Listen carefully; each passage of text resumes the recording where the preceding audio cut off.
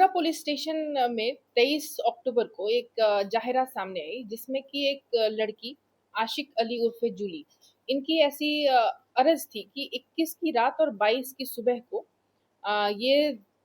दारू पीते पीते ऑटो रिक्शा पे जाते हुए अपने बॉयफ्रेंड से लड़ते हुए जा रही थी और उस समय उमरा पीसीआर ने इनको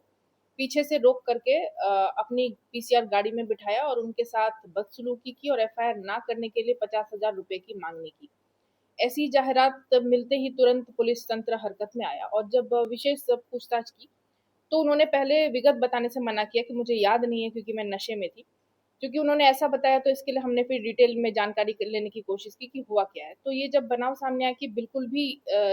विगत सारी खोटी ही उन्होंने बताई थी। उसमें हुआ ऐसा था कि वो रात में अपने घर से 8 बजे के आसपास निकले थे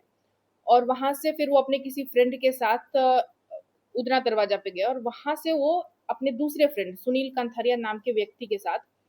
ह्युंडई की गाड़ी पे घूम रहे थे पूरे विस्तार में और उस दौरान उनके जो तीसरे एक मेल फ्रेंड है सरफराज, उनसे वो फ़ोन पर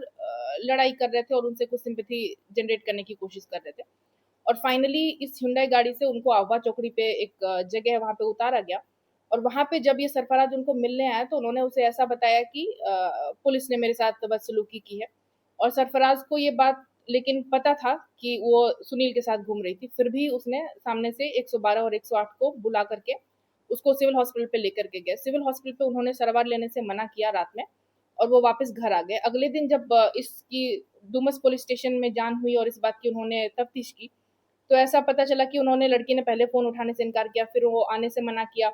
फिर जब वो आए तब उन्होंने ये पुलिस के द्वारा की गई बदसलूकी की बात की जानकारी दी और उसकी जब विशेष हमने तपास की और सारे सीसीटीवी फुटेज सर्वेलेंस के दौरान जब हमने पाया, ये बात बिल्कुल खोटी है और उन्होंने पुलिस बन करके धोखा देने की कोशिश की है और